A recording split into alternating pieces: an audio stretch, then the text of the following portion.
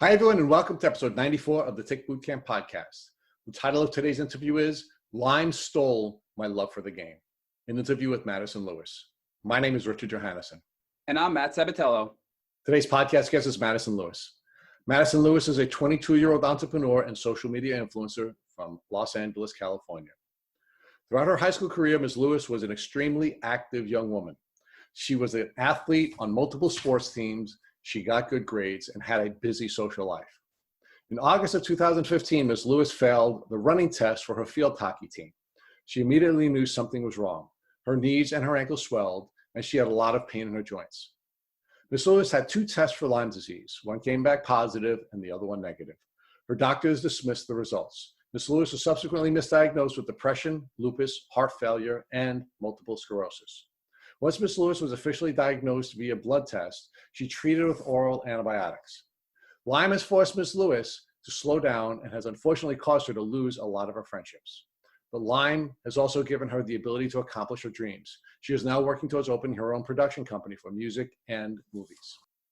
Hey, Madison, and welcome to the podcast. Hi, guys. Thanks for having me. Well, we're really blessed to have you, and we thank you for taking time out of your life to share your story with the folks who listen to the Tick Bootcamp podcast. So can you share with our listeners where you're calling in from? I'm currently calling in from Los Angeles, California. That's where I've been living for about 3 years now. So Madison, what kinds of things did you do when you were growing up? And what were your goals? What were you pursuing during your high school years? So when I was growing up, I was extremely driven. Like, I knew what I wanted to do. I knew how to make it happen, and I was making it happen. My dream was to play Division I field hockey in college. That was always my dream growing up as a kid. I would be at a different tournament, different practice, different private lesson every day of the week. Like, my life was eat, sleep, field hockey, repeat. Like, that's literally all I did as a kid. And it was really important to me to be able to get a scholarship, to go to a really good college, play at a really high level. And I would always be just doing things for that. Like, I would always be at practice. I got a personal trainer pretty on in high school. Like, I was very motivated, very determined. Nothing could really set me back. Like, if I got injured, my teammates would be the first people to tell you. Like, I would play through anything unless my limb was falling off or I was concussed or something like that, But I had a goal. I had my mind set to it, and that's what I wanted to do. That was it. There was really nothing stopping me, or so I thought. Now, Madison, you indicated that you wanted to go to a really good college. Now, why did you want to go to a good college, and what were your goals when you graduated from college? So I really wanted to go to a good college just to have that solid foundation of education after high school. I wanted to always have a degree to fall back on. I wanted to go there to meet new people, make connections, kind of just set my future up. It's always been about my future in my head. I always have wanted to try to do everything possible to set myself up to be happy and successful in the future. And I thought by getting a really good education, playing a sport at that school that's really all I wanted to do. And then afterwards, I always knew I would move to LA to make movies. That's been my goal since I was can remember, probably 5 or something. I've always wanted to make movies. That's interested me more than anything in this world. So I wanted to go to Villanova, or I went to Villanova. Yeah, I wanted to just learn more about the industry, the communication aspect, just kind of everything. And so, Madison, your goal was to be in the entertainment industry, and you were using field hockey as a vehicle to get you into a good school, which would then be your vehicle to the entertainment industry. Correct, yeah. Tell us when you first started to exhibit the symptoms of a tick disease, and how did that impact your ability to either use athletics as a vehicle to school or as school as a vehicle to your career in entertainment? So, now that I have digested everything that has happened the past few years, I can remember my very first symptoms being my senior year of high school.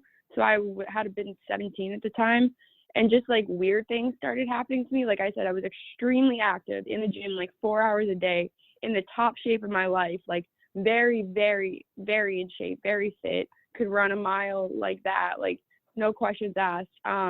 And I had a super, super sharp memory.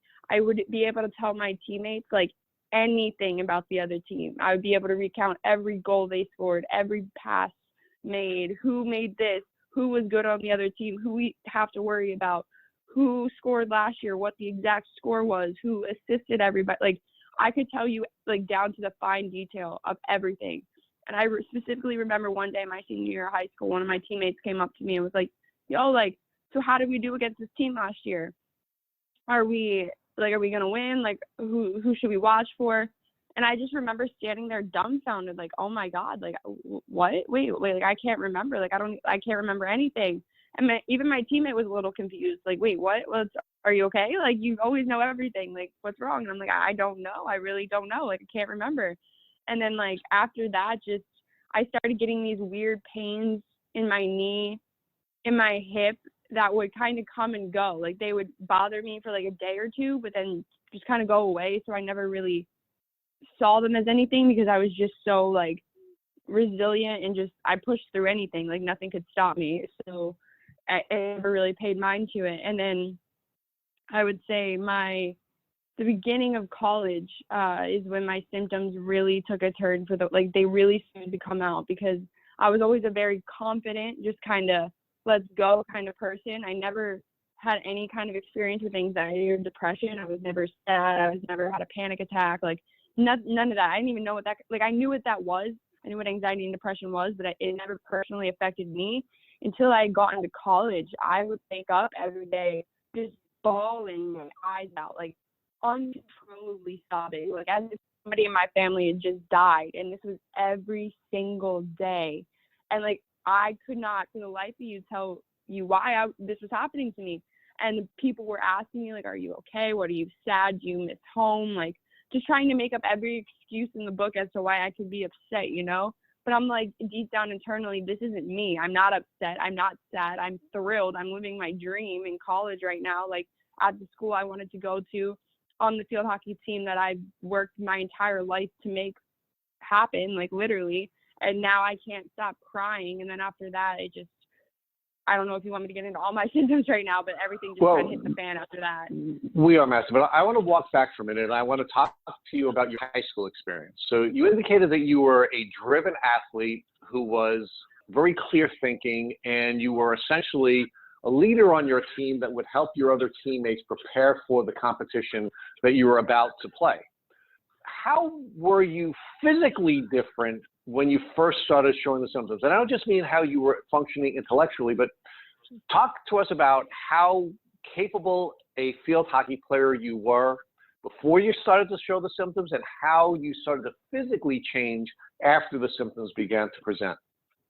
I would say at first I was great. I could do anything. I was my normal self. But then once they started to present, definitely I would describe it as if like a haze of fog of some sort just kind of overtook my body. And I would wake up some days my senior year and like know I have a game that night and just kind of be like, okay, like, am I going to be able to play like myself, or am I just kind of go out there and go through the motions? And I remember like I would try deep down inside like everything I had in me to make it look like I was still me and like playing to my full potential. But I had remembered even like coaches and stuff starting to call me out and being like, you look like you don't care. Your body language is presenting like you don't want to be here. You don't care. You're miserable.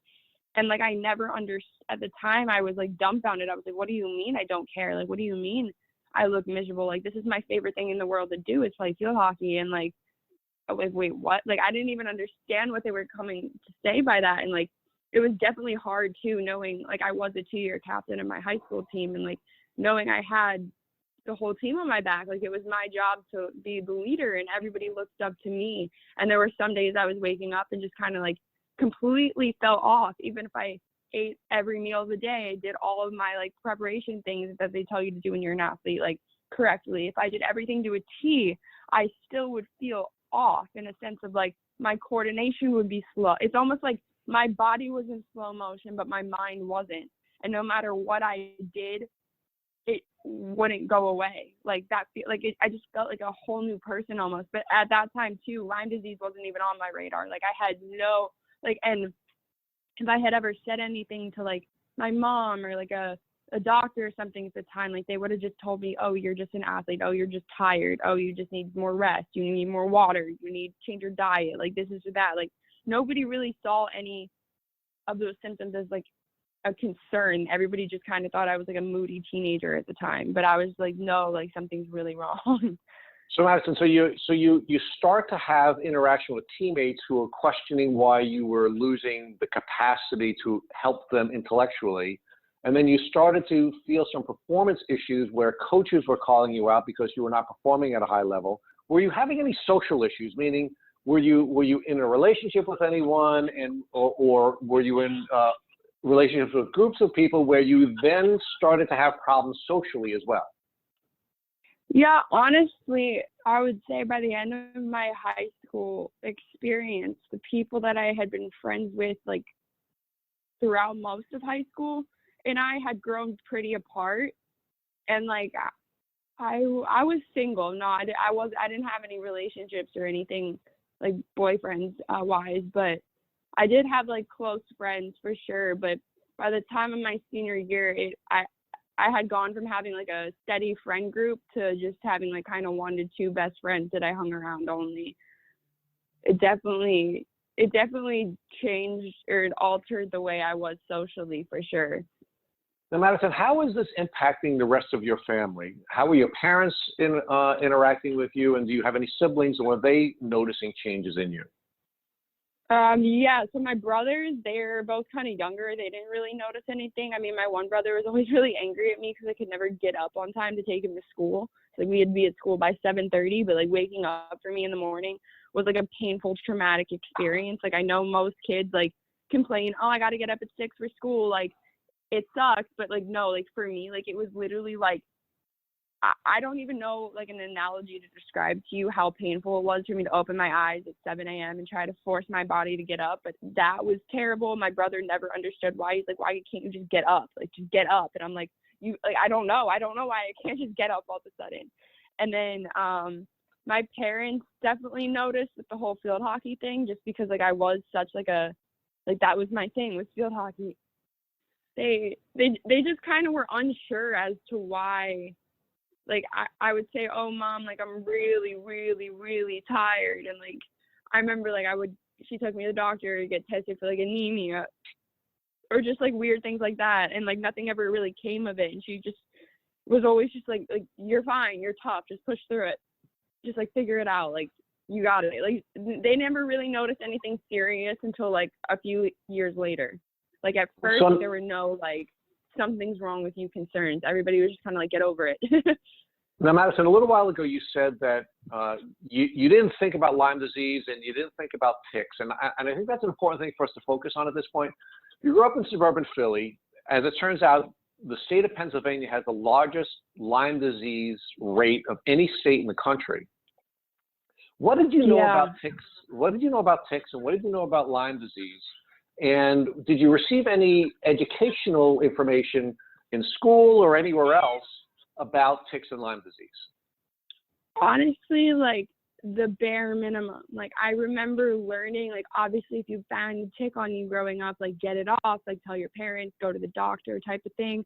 But the word Lyme disease, I hadn't even, like I was unaware of that disease probably until I think my freshman year in college, or either my senior year in high school or freshman year in college. One of my best friends at the time had been diagnosed with Lyme disease, but they had caught it so fast that like anytime I had ever heard of Lyme disease, like I had no idea what Lyme disease was basically until maybe a few years ago, like the extent of it. Like, cause I remember my friend who had it was treated real quick with antibiotics and back on his feet, and he was totally fine within like 2 weeks. So like once that had happened too, like I didn't even think twice about it. I really had no education on Lyme disease. Like I knew ticks were bad for you. I experienced them obviously growing up a little bit. Just living in Pennsylvania, I was always outdoors, basically always outside for tournaments and just playing in the neighborhood or whatever. But my parents were pretty good with also like routinely checking us for ticks and stuff. And I had never noticed one on me that I can remember. So So Madison, you are ultimately able to graduate from high school and you get into your dream school of Villanova University. Tell us how your experience at Villanova turned out to be something other than what you were dreaming about, meaning how did your developing symptoms impact you athletically? How did your developing symptoms impact you academically? And how did your developing symptoms impact you socially? Oh boy. I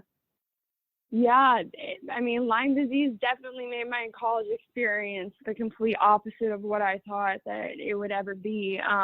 Well, for the first part of that, I guess, athletically, the day that I knew something was really, really, really wrong with me was so the first day of college preseason as a freshman, obviously I have to prove myself to the team. That's like the most important part in athletics is like your teammates want you to like, everybody has to pull their part, you know? So like me and being as a freshman, I am expected to pass the run test. Like that's a no brainer. Like if you don't pass the run test, like what are you doing? Like, come on, this is a Division I program now. This isn't just high school. You don't just sign up for this. Like this is serious. So like I had been training my whole life for this. Like I had a personal trainer for the last 3 years of high school that worked one-on-one with me for like 2 to 3 hours a day. Like a run test should be of no sort of obstacle for me whatsoever. And I remember that day, I ran we had to run like a gauntlet style test. So you have like 6 minutes to run a mile or 7 minutes to run a mile, like 2.5 minutes to run a half a mile and like so on and so forth down to like a 50-yard dash or something. And I remember I ran the mile and 2 laps into running that mile, my whole body just kind of went numb and started burning in like a way that I had never experienced before. And I was terrified because I'm like, here I am at a new program. At least like had this have happened like a year prior and I was around all like my club, like travel team, field hockey, like coaches and stuff who I'd known for years, like it maybe would have been a little bit different, but like these people didn't know me. They just knew all the recruiting tapes and highlight tapes of me. They knew what they heard from other people from me. Like I hadn't built their respect yet to like really, so they really knew who I was, you know, wasn't just some like crazy person. So I remember anyways, 2 laps into this mile, my whole body goes numb. And and they're thinking in my mind, like, I can't just stop. Like I trained my whole life for this. Like I really just can't just stop. So I pushed myself to finish that mile in 6 minutes and 45 seconds. I will never forget that. And I remember like stumbling over the finish line almost as if I was like intoxicated and like I could not feel my body at all. I just collapsed to the ground and my entire body was numb and I started throwing up. And like I had never at that point, like 15 years of athletics, have ever felt a feeling like that before in my life. And that was traumatizing and so scary. And obviously, no, like they just told me I had been dehydrated or something. Like it wasn't even like they didn't even diagnose me with anything from that. And then like that event in itself, the very first day of athletics for me kind of screwed my entire experience with that, because after that, I just felt like nobody ever really gave me the time of day or respected me.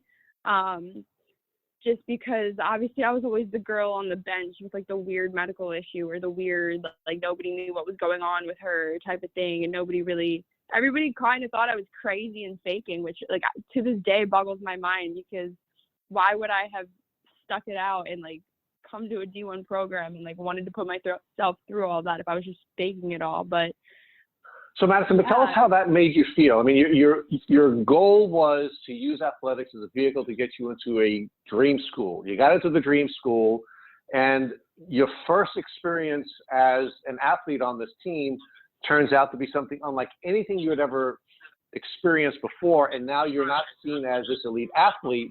You're essentially seen as a scrub who's now faking it and coming up with excuses for why you're not performing. Yeah, it was devastating. It was complete devastation, because it's not like field hockey was just like, oh, something I did when I like was bored. Like field hockey was my life. Like, and you were really good at it. Every single day of my childhood had spent something revolving around field hockey. Like I was absolutely devastated that this was happening and just crushed. But at the same time, I wasn't just fully like shut down. At that point, I was like, okay, I'm going to figure this out. There's still hope.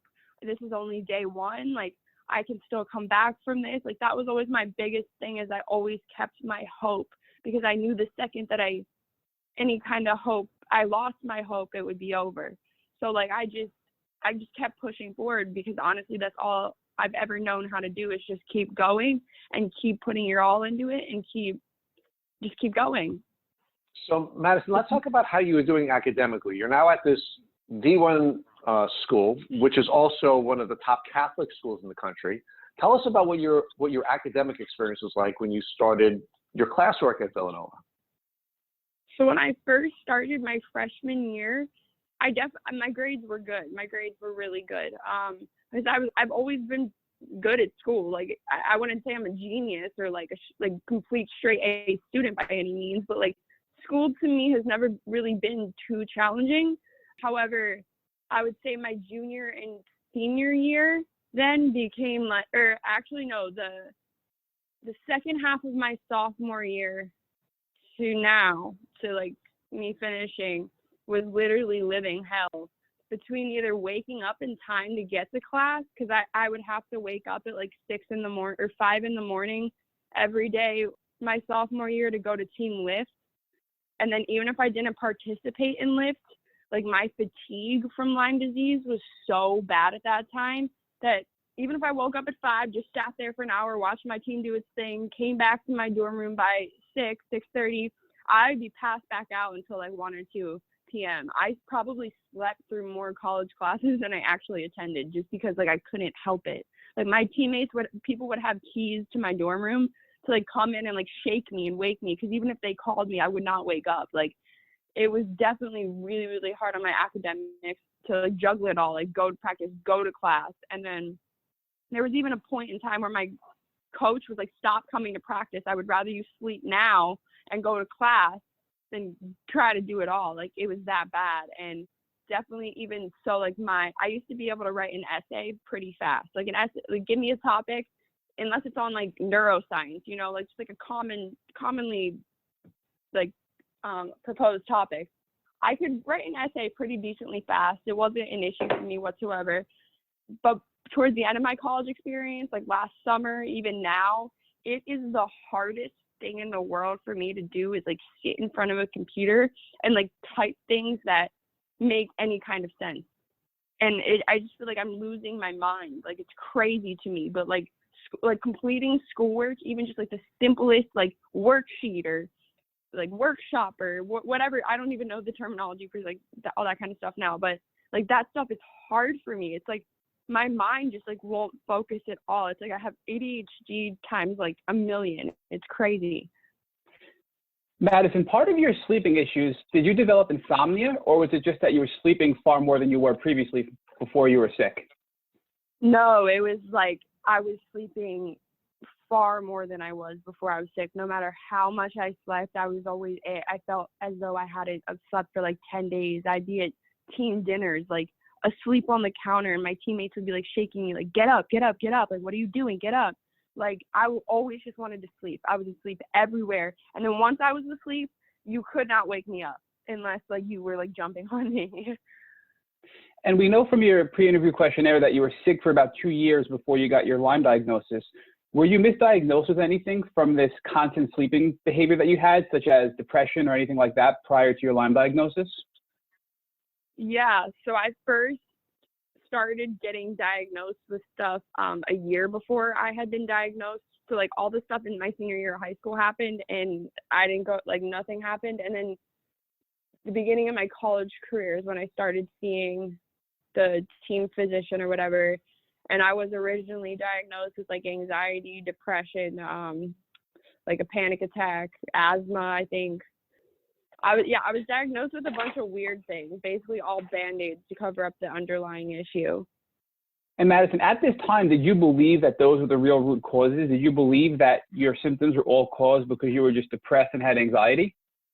No, I knew the second that those words came out of the doctor's mouth that was a load of crap, because that hadn't been me my entire life. And I knew like overnight I didn't just develop some crazy panic disorder and like depressive symptoms. And everybody also blamed the fact too that, oh, you just moved to college. It's probably really your anxiety is probably really high. You're depressed. You're homesick. But like I went to a college 20 minutes from my parents' house. I had all of my immediate family like within a 20-minute distance away. Like I was the furthest thing from anxious or depressed. That's all I talked about my senior year of high school was, oh my God, I can't wait to go to college. I can't wait to go to college. So then for them to sit there and be like, well, you're depressed and anxious and this and that, I was just like, no, I'm not. Like, no, this is not me. And then I would have terrible panic attacks on the field. Like, like they sounded like that after I would run for a certain amount of time, which never happened before in my life either. So then they gave me the inhaler because you were like, you have a panic attack disorder, you're depressed, you have like asthma or something. And yeah, no, I did not believe any of it. I was like, this is not what's wrong with me. Like, not at all. I don't believe this for a second. And Madison, although you didn't believe these diagnoses prior to Lyme, what about your family and close friends? Did anybody in your family try to tell you that, look, accept this diagnosis, it's really a mental health issue, or were they supportive with you and wanted to push forward to find a real diagnosis? No, my mom was always pretty supportive with me because she knew me. I mean, she knew me, obviously, and she's my mom. She was by my side growing up. She's always at these sport events and every social gathering, like, with me for the most part, besides obviously when I got older. But, like, she knew I didn't have depression. She knew I wasn't an anxious person. Like, she knew that, like, these weird, like, all of a sudden diagnoses were just kind of a little bit off. And, like, she believed me when I would be like, this isn't me. Like, something is still wrong. But she just had no idea, like, what it was. Like, she had no answers as to how to get about it. But yeah, she didn't believe him at all either. So now that both you and your family are really all along knew it wasn't a mental health issue, what doctors were you seeing above and beyond those that were misdiagnosing you with mental health issues to get to the root cause of your symptoms? Well, for the first year that I was in college, I was kind of mandated to, because I was a part of a Division I program, and I don't want to say own you, but essentially they do, like, everything, like, they basically, like, run your life. So every doctor I went to had been through my school and had been through the team doctor's referral at the time. So I was seeing, like, a lot of specialists and this and that, and they put me on all kinds of medicines, like steroids and anti-inflammatories and a bunch of random stuff, and, like, none of it had helped at all. It wasn't until my mom actually took matters into her own hands and we went to our primary care physician. She was the one that told me that I had Lyme disease. And this was like 3 months after my team doctor originally told me I didn't have Lyme disease. She looked at the exact same paperwork and said that I did have Lyme disease. So Madison, I just want to back up real quick right there. So your team doctor ran blood work for Lyme disease and told you did not have Lyme disease. Is that correct? Correct. And, yeah. And now we're going to fast forward a few months and you bring those results to your family doctor, your primary care physician, and that primary care physician now says, wait, these test results indicate you do have Lyme disease. Is that accurate? Yes. And at this point, were you questioning why your original doctor was saying it wasn't Lyme disease? Like, what was that like for you emotionally to say, well, I was just told I didn't have this based on the same test results?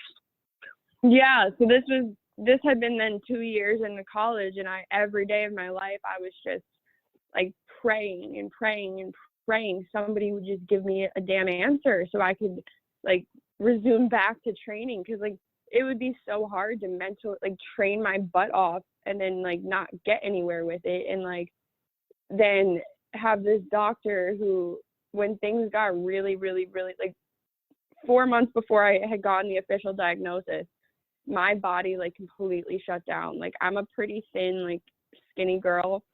My knees looked like I was a 400-pound woman. My ankles looked like I was a 400-pound woman. I could barely keep my eyes open. I could barely even walk. Like, I got really, really, really bad.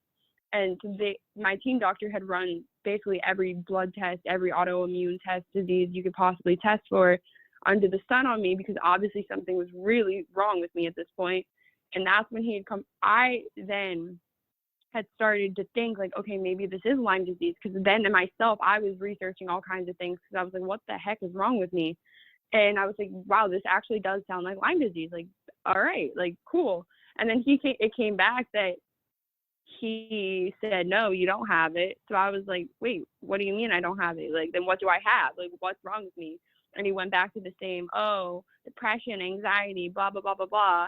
And I was just like, no, like, this isn't right. This isn't right. And then my school had taken me to one more doctor. They took me to like a arthritis doctor who put me on prescription medicine for like rheumatoid arthritis. And that just made my body 10 times worse than ever.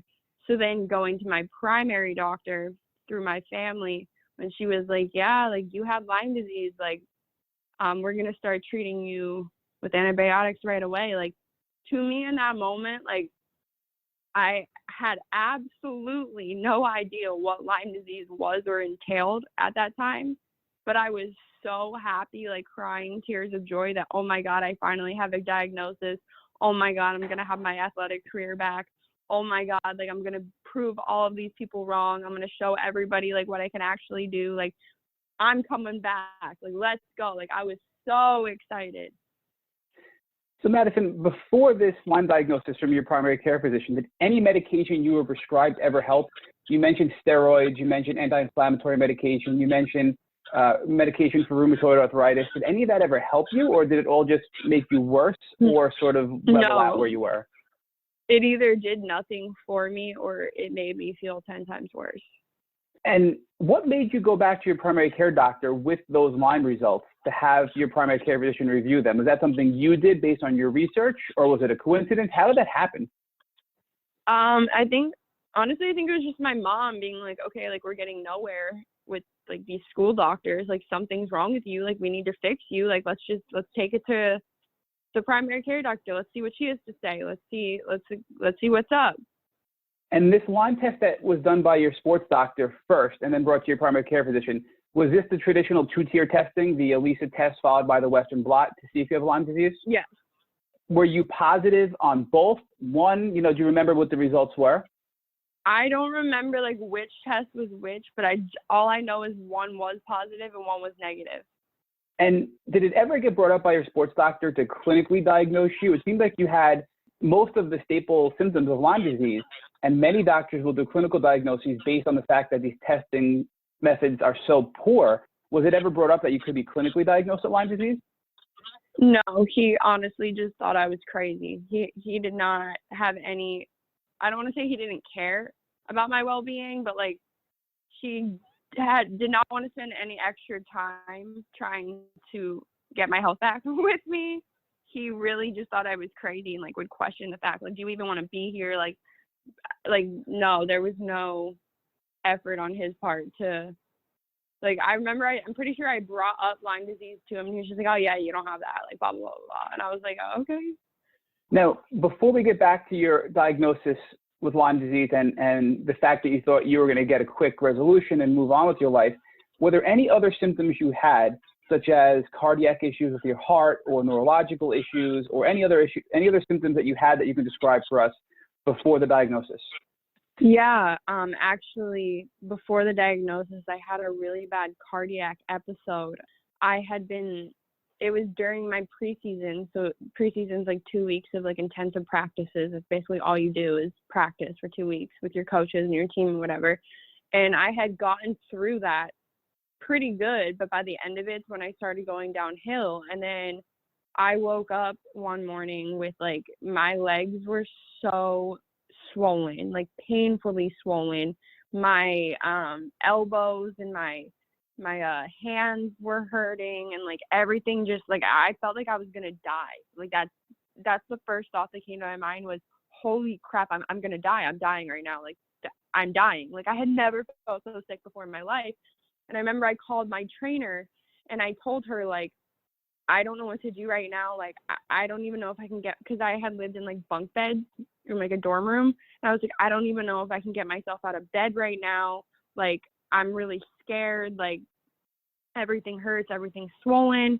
And I had a few tests done like days prior, like on my legs and stuff, that I guess like started to show symptoms of heart failure. I will never forget this day in my life. So then I remember my best friend had lived in the room next to me. She was also on my team, and she had to come in and basically walk me down to my trainer. Or no, I was actually ambulanced. I was ambulanced with her. Me and my teammate were ambulanced to the hospital, where then we met my trainer because everybody thought I was going into congestive heart failure because I had all the symptoms for it. My knees were so swollen, I could barely walk. I felt so sick to my stomach. Like I legitimately felt like I was dying. It ended up not being congestive heart failure, obviously, because I'm still here today. But yeah, after that experience, I was like really, really thrown off because I was like, oh my God, like what is going on in my body? And still then nobody had had any answers at that point.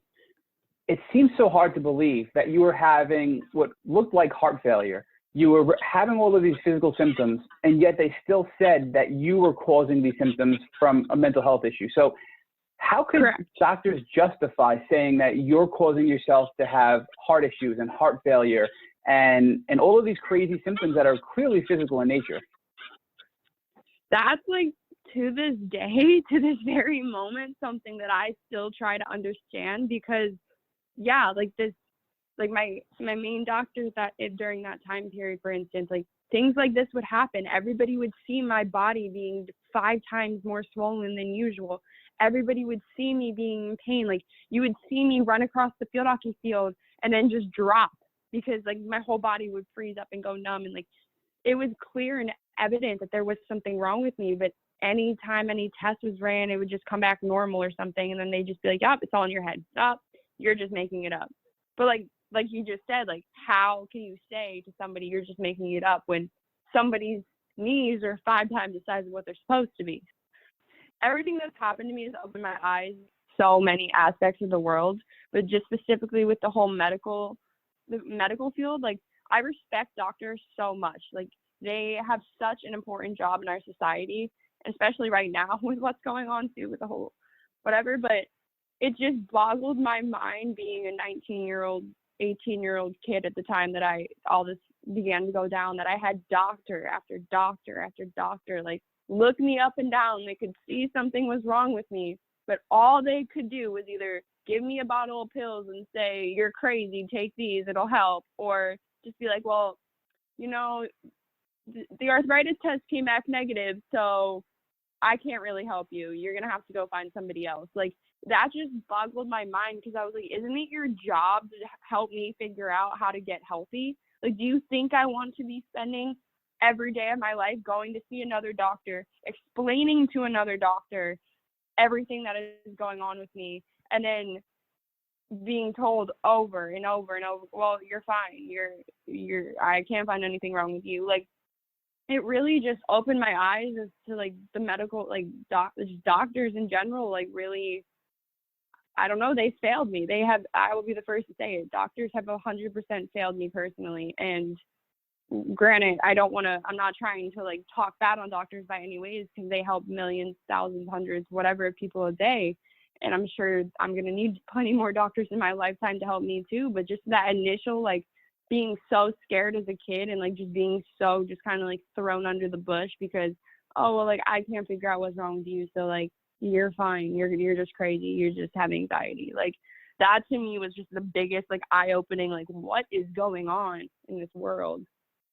And Madison, you are, this sounds weird to say, one of the fortunate ones because you are such a strong, motivated, and such a person where you just have this devotion that you know something else is going on. We've heard other countless stories where people have gone through all of these doctors. After a few years, they give up and just accepted that they're not going to get an answer and stop fighting. But you kept fighting over this 2-year window as you got sicker and sicker and sicker and fought for your life until you got your eventual diagnosis. So I think that's something you should be proud about in this horrible, broken system, that you kept fighting to get the diagnosis that you needed to get yourself on a healing journey. So that's something you should really reflect on and be proud of. No, thank you. And yeah, like to me, it just wasn't like, again, not just crediting anybody with an actual anxiety or depression disorder. Like they're 2 very big, scary, terrible things that, I mean, I experienced myself obviously because of the Lyme and like brings it on for me, but like I knew that wasn't me. Like for these doctors to just be telling me like, you're just depressed. I'm like, no, I'm not. Like, I know I'm not. You can't tell me that I am if I'm not. Like, there's something else. Like, I just refuse to be, just be belittled upon and be like, and accept something when it's not true. Madison, what advice do you have for folks who are in the throes of their diagnostic journey, who have not yet gotten a Lyme disease diagnosis, but may believe they have Lyme disease? How would you recommend that they interface with their doctors differently than you interface with your doctors? Well, I think having the knowledge of Lyme disease, or even the suspicion of thinking that's what you have, is definitely really good, because it's not really good at all by any means to have anything Lyme related, but if you have an idea that what you have could be Lyme disease, that's already a step ahead of where I was when I was in that position, because then you can specifically target your doctor search to Lyme literate doctors, or like people that are, because the whole doctor world gets very confusing. Like all the doctors that I had originally encountered, I guess, technically didn't believe that I had Lyme disease. Like they just almost refused to acknowledge Lyme disease as a thing. But like there are a whole realm of doctors out there that like target Lyme disease specifically, or like will cater to tick-borne illnesses. So I would definitely say if you're like just starting out in your journey, or you have all these crazy health issues all of a sudden and you're not sure why, and your regular doctor has no answers for you, find one of these specialized doctors, even if it's more money, because some of them don't accept insurance, which is unfortunate and awful in itself. But like definitely find a doctor that will hear you out and listen to you and have the means to want to work with you personally, and not just write you a script and write you off and say, see you in a month type of thing. That would be my biggest piece of advice, just for your mental well-being too. Like, so you don't have to sit there and go to 10 different doctors and hear, you're crazy, you're crazy, you're crazy, you know?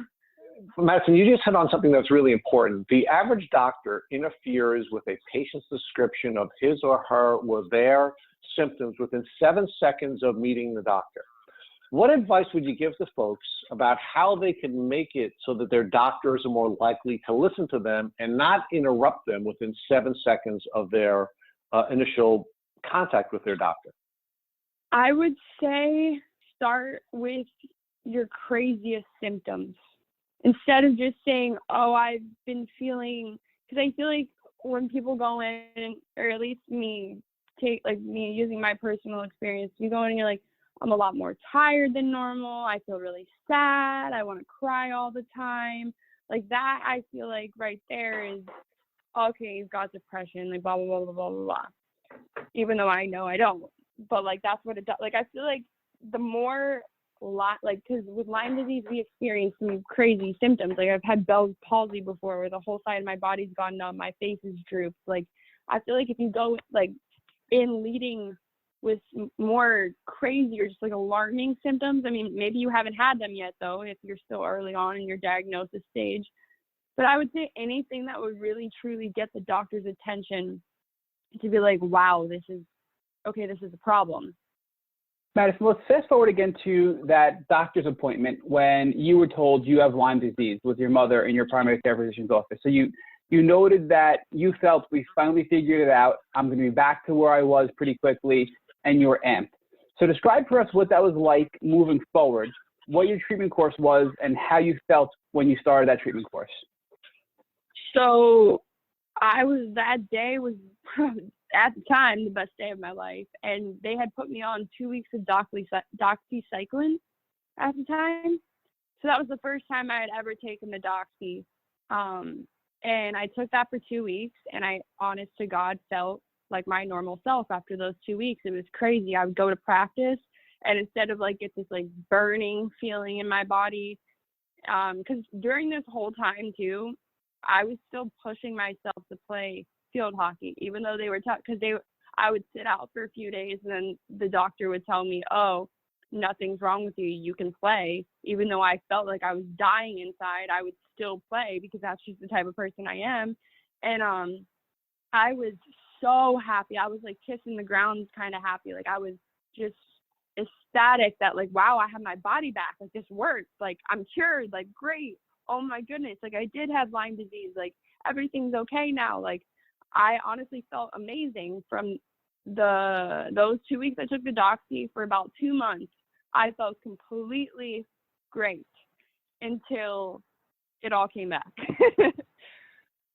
So talk to us about when it all came back. At this point, were you just taking doxycycline and you were good for a short period and then it all came back and nothing in your life changed? Yeah, so I had taken the doxy, I think I want to say for 4 weeks total initially, finished out my season at that time. I was a sophomore in college at that time. And then we had gone home for like winter break.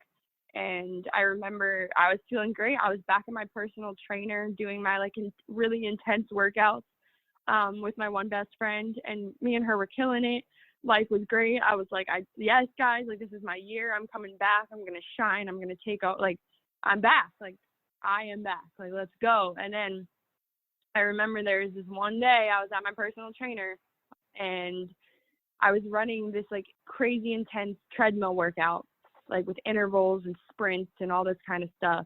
And all of a sudden my body just started going numb. And it was that exact same numb feeling that had happened the day of my run test, and like had happened other times, like in between too, but those were just two of the most substantial circumstances. And yeah, that feeling came back, and I remember I just kind of stopped, and my personal trainer was like, what are you doing? Like, get back, like, why are you stopping? And I honestly just started bawling my eyes out, and I was like, I feel like I can't go again. Like, I feel like that feeling's back. I feel like this Lyme disease is back. Like, I don't understand. Like, I thought I was like cured. Like, I didn't get it. Like, I had no idea what chronic Lyme disease was, or what post Lyme disease treatment, or whatever you want to call it. There's so many names for it out there at this point. I had no idea that was a thing. I had no idea that 2 weeks of antibiotics in hindsight did absolutely nothing for me besides, I guess, give me like 2 months of like seemingly normal life. But yeah, it was honestly the most heartbreaking day of my life, because like I had said earlier, I had so much hope up to that point that like this would just all go away and I could just be like the normal Madison that everybody knew. I could play field hockey, perform at the level that everybody knew that I could, type of thing. And like that day really shattered my soul. I was just like, oh my God, like it's still not gone, type of thing. And after that, that's when I had gotten my official Lyme doctor, Dr. Shuckman. That man, oh wow, he really like saved my life. He was the one that then like double confirmed that I definitely had Lyme disease, but I forget the terminology you had used earlier. Instead of he saw the blood tests that both doctors in the fall had seen, but he then diagnosed me clinically, I guess is the right way to say it, off Correct. of just my symptoms, because I had gotten then so bad again, basically relapsed pretty fast. But at that point, with insurance and everything, I didn't qualify for a PICC line yet, because he then had taken more blood work in January. And this is the tricky thing about Lyme, is that my levels came back almost like non-existent. Like it came back as though I did not have Lyme disease, even though my physical symptoms completely overturned that. So I went all spring on doxycycline again, minocycline, clindamycin. Like he would rotate me on all these oral antibiotics that honestly just ripped up my stomach to this very day. Really didn't do much for me, in my opinion, at all. And I believe too, at the point that I was at, any bacteria that had been in my blood was probably killed by the initial doxycycline, and anything else was just like infested in my joints and tissue and stuff, you know? So it's like, of course it's not going to come out in a test. So because of insurance purposes, I wasn't able to get the PICC line because I didn't have thousands of dollars to pay out of pocket to do that. And with no levels, like there was no PICC line. So I continued on the oral antibiotics until the summertime, when I was retested. And at that point, my levels came up like sky high. Like I had bands on bands on bands. And that's when I was able to get the PICC line, and it was all covered through insurance and everything. But yeah, it was for me, the oral antibiotics really didn't do anything except like just destroy my stomach. Okay, and now at this point, you're still feeling the same. You've made no improvements over the year.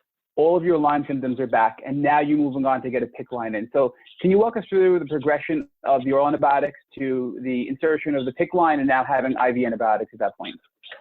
Yeah, so yeah, the oral antibiotics really didn't do much. I mean, I would say they kind of kept me functioning better than when I wasn't on anything, but it really wasn't much improvement. Like, they honestly did nothing for me in the hindsight of things. And then once I got the PICC line, that 6 months of my life was honestly living hell. That was pretty really, it was just brutal. Oh my goodness.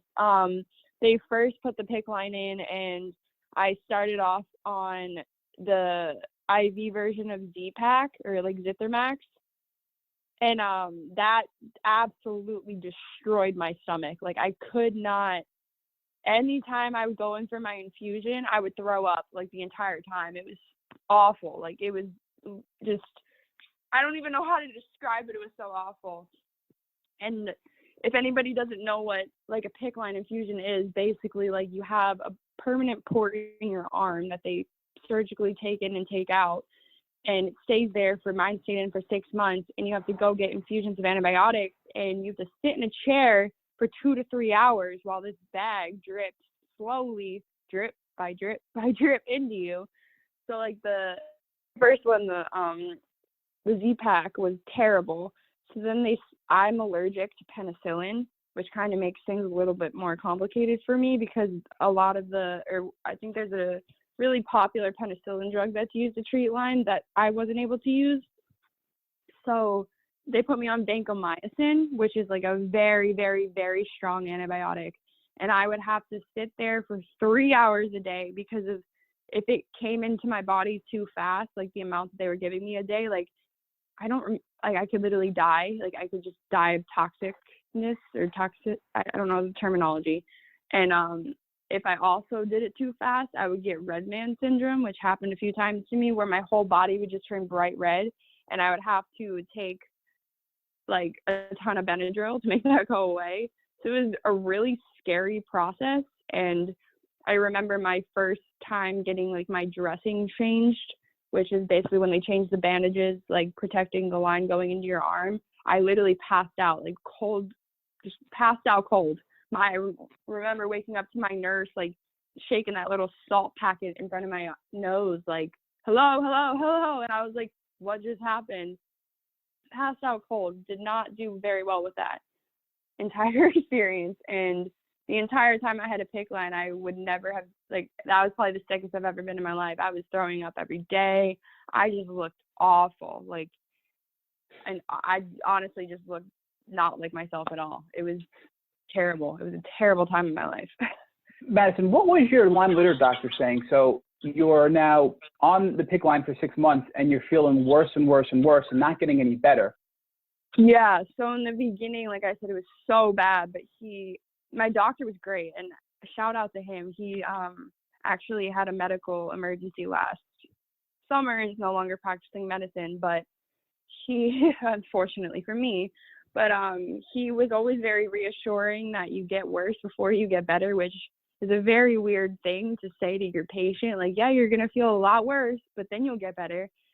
And obviously at the time I was like, wait, what? Like, I'm going to get worse first? Like, I already feel like I'm dying. But he was always very nice and very reassuring. And he was on call basically 24 hours. Like, I could call him at 3 a.m. if I had an issue that I needed a question about, or if I was concerned about something. And him and his nurse that was always firsthand with me, who is honestly still my best friend to this very day, they were nothing but just reassuring and just like, we'll figure it out.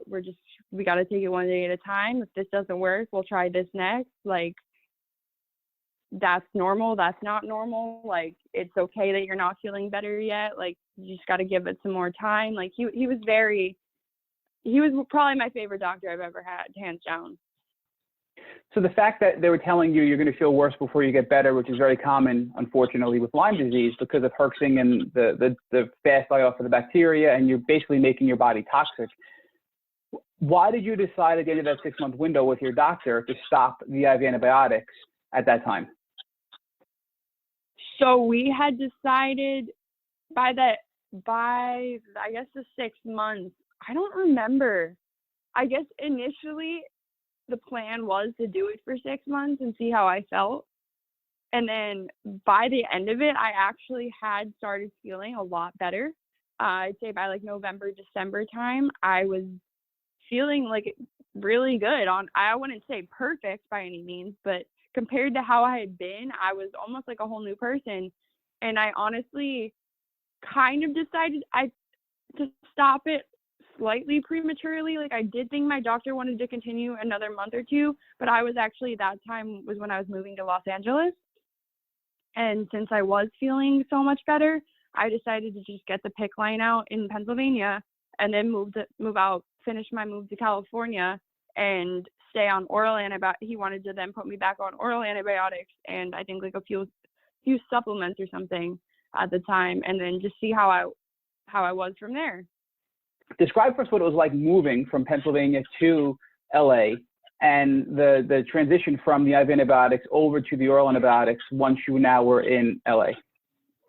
I mean, for me, moving to LA was my dream since I've been literally like 5 years old. Like I've always wanted to move out here, and just the timing that it all kind of happened, like LA was just kind of like my paradise. It was like the light at the end of the tunnel for me because I had quit field hockey after my sophomore year, which was like really traumatic for me because like it's something that I had worked my entire life to do.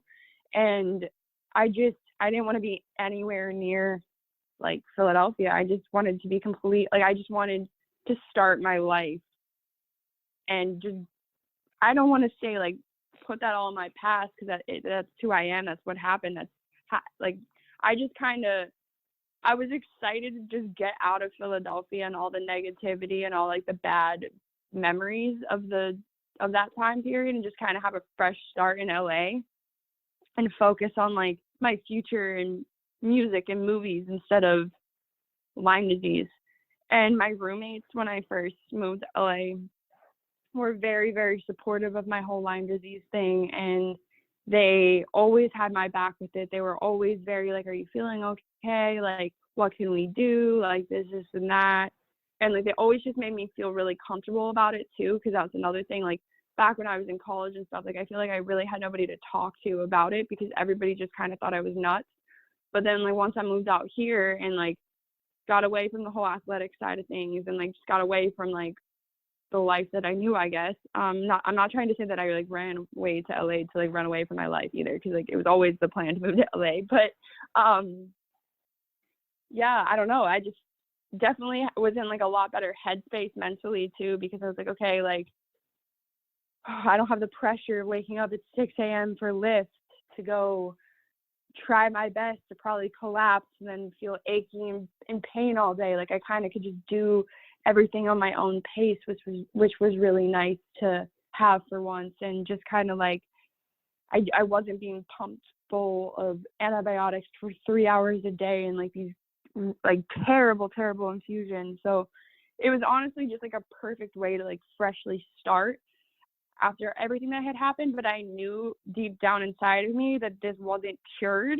I knew I still was going to have to deal with this in the future. And even though I'm moving away and everything seems great in this very moment, like I know this is still going to be an issue I'm dealing with the rest of my life. So I just, yeah. Where were you with your life at this point? Did you graduate college and then shortly after graduation move to LA, or was your college career interrupted because of your illness?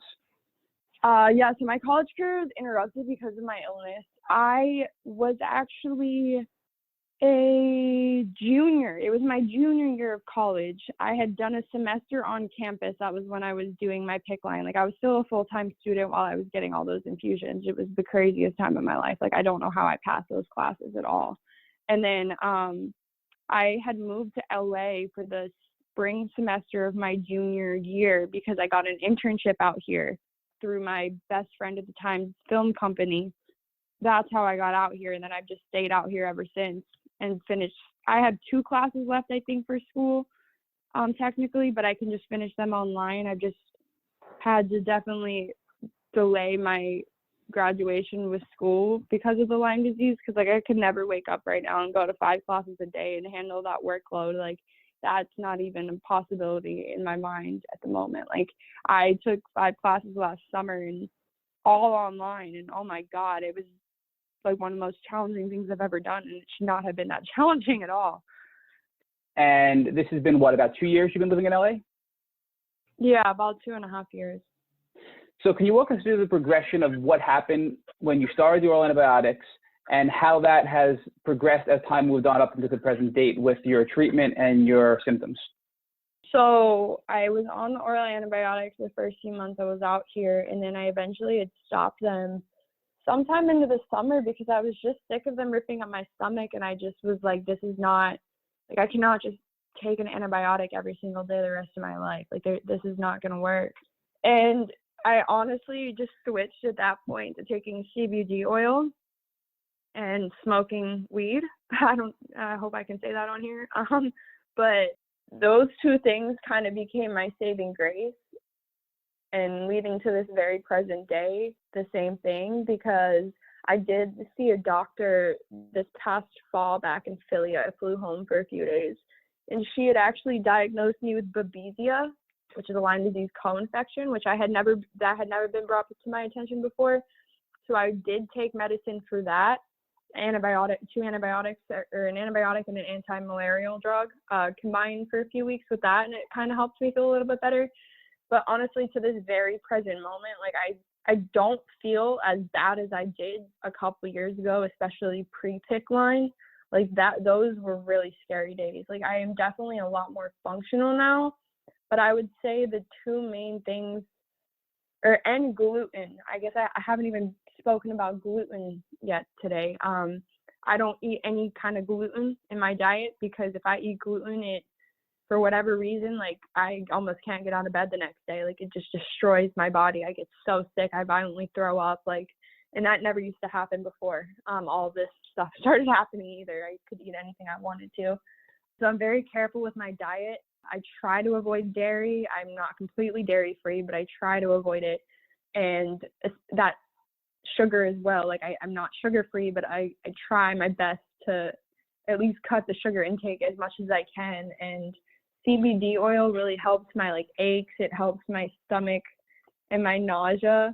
And then smoking weed is honestly been, like, my life savior. Like, I never, ever in a million years growing up, even up until a couple years ago, would have ever thought I would even try to smoke weed, let alone, like, become, like, an actual, like, weed smoker. But for some reason, like, whatever is wrong with the whole Lyme disease makeup inside my body, when I smoke weed, it almost, like, normalizes me. Like, I don't feel high. I just kind of feel normal. And I feel like explaining that to somebody that has no knowledge about Lyme disease or no just awareness about any of that kind of situation, I feel like they would look at me and say, like, you're crazy. Like, you're just on drugs. You're crazy.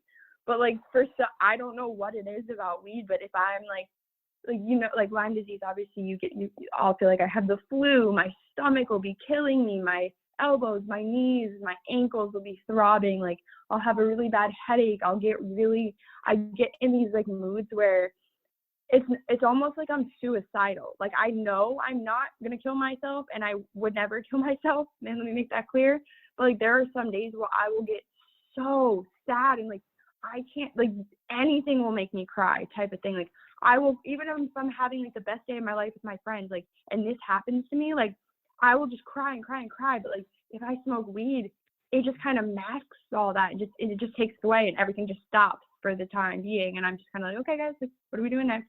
It's the weirdest thing ever to me. I never would have thought that, like, that would help so much, but it does. It really, truly helps me, like, with everything. I don't think I would be able to be as functional as I am and do as much as I am still able to do without weed.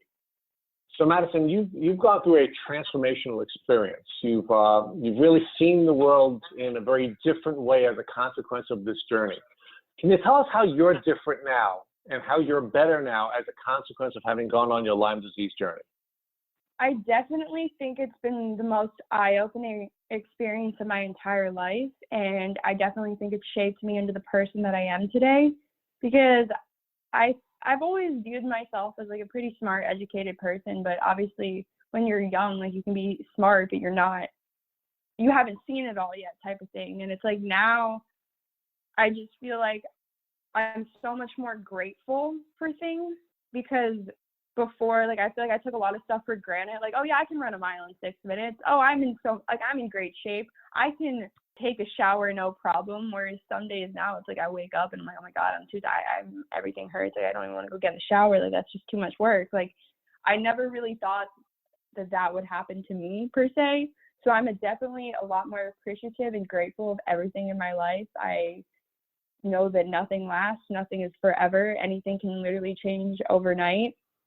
I mean, I always kind of have lived by the motto that hard work is everything. Hard work will get you anything if you just put your mind to something. Like, anything you put your mind to, you can get to, which is true. But then it can also be taken away in the blink of an eye, which is also true. So it's like it's kind of shaped me into just being a very strong-willed person. And it's like I know now, like, what it feels like. I mean, I'm only 22 and I worked 18 years of my life or something just to have it taken away basically overnight, and it was completely out of my control. So like I just am a lot more appreciative of life. So Madison, in addition to becoming a more grateful person and someone who recognizes that hard work in many cases is not going to be enough, how else has your Lyme disease journey changed you? I think it's just changed me in the sense of like what I want to spend the rest of my life doing, just because I know when I was at the lowest points of the low, like obviously I have a support system and I have friends, I have family and stuff. But at the end of the day, when you have a disease like this, nobody truly understands what you're going through unless they're also going through it. And especially something as controversial and as just crazy as Lyme disease is, like being in those situations by myself, like it was some of the hardest days of my life. So I really truly want to spend the rest of my life dedicating at least part of what I do to Lyme disease.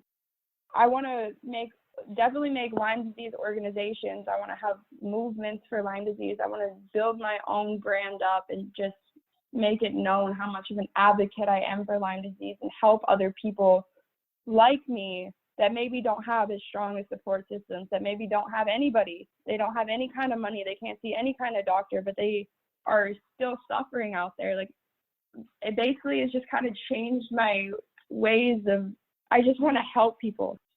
So tell us how you went from being a kid who had it really easy and wasn't particularly grateful to somebody who now understands how difficulties could be out of your control and they could be isolating, and how you want to help people in that regard.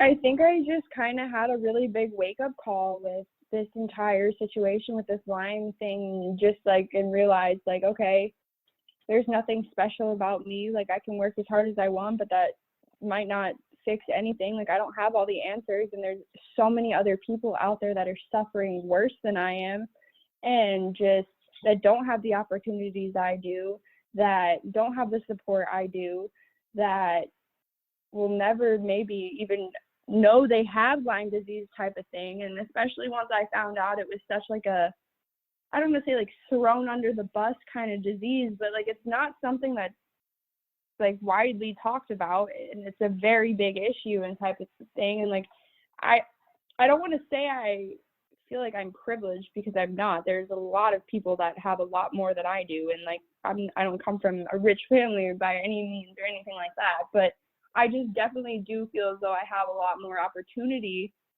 to spread more awareness and to help out more people in any way I can than some people do. And I almost just want to make like a big community of people with Lyme disease that is like a safe place for people to come and say like, oh my God, like my knees are the size of basketballs, guys. Like, what do I do? Like, if I had like a Facebook group or a group chat to turn to in the days where my knees were swelling up and all the doctors were telling me I was in heart failure and this and that, like it would have eased just like my mind a little bit more, knowing, okay, other people are going through this too. Okay, it's like a disease out there. You're probably not in heart failure. It's just what it's coming up as because of Lyme disease. And like, I feel like there's a lot of just like, I don't want to say it's like a hidden disease, but like nobody really talks about it. Nobody really knows much about it unless you're dealing with it and going through it and know you have it. So I just feel like going from having everything, having my whole life planned out, like having a scholarship to a sport for athletics, having everything just kind of put together, to then just having that all ripped from me real quick, like it just showed me that there's more to life than just like all the, okay, like wake up, go to school, get the 9-to-5 job, do this, do that. Like it show, like your life is to live and like live fully. Like why not move to LA when I'm 19 and pursue a dream? Like why not? Because tomorrow I could wake up and have a terminal illness type of thing, you know? It's like, it just shows me that life is so short and so unpredictable, and you just really honestly truly never know when anything or what's going to happen. So you kind of really just got to live your damn life and help everybody out along the way if you can. Like that's just my biggest thing now, is I want to help other people get through what I've gone through, even though I'm still going through it, but I'm definitely on the other end of it. So Madison, I want to give you an opportunity to help folks who are either in your situation not get reinfected, or help folks who are not infected not go through the journey that you went through. So if tomorrow morning you received a call from your mother and she told you she was bitten by a tick, what advice would you give her so that she wouldn't get sick and have to go through the terrible journey that you had to go through? I would tell her to immediately go see a doctor. And even if they kind of brushed it off and said, oh, like, you'll probably be fine, I would tell her to push for those initial 2-week course of doxycycline, regardless of how she feels, regardless of anything. Like, just take the medicine as precautionary, because I know, or so I've heard, that if you do treat it within the initial month of you getting the bite, or the initial few weeks, like, you're fine. So I would absolutely tell somebody who even has the slightest thought of, oh my God, I was bit by a tick, go to a doctor. And if they tell you no, if they refuse to give you medicine, go to another one. Thank you for listening to the Tick Bootcamp interview with Madison Lewis. To our listeners, we have a call to action. First, if you'd like to learn more about Madison Lewis, please visit our Instagram at lifeofmadison_. Second, if you enjoyed this episode of the Tick Bootcamp podcast, please share it with your friends by using the social media buttons you see at the bottom of this post. Third, we here at Tick Bootcamp have created a Tick by Blueprint, which has been inspired by the information that has been shared with us by past podcast guests. We urge you to visit our website at www.tickbootcamp.com to view the blueprint. We would appreciate it if you would contact us with any suggestions you have for improvements. Fourth, don't forget to subscribe to this podcast on iTunes, Google Play Music, or Spotify to get the automatic episode updates of our Tick Bootcamp podcast. And finally, we thank you, our listeners, for your comments on our past podcast episodes.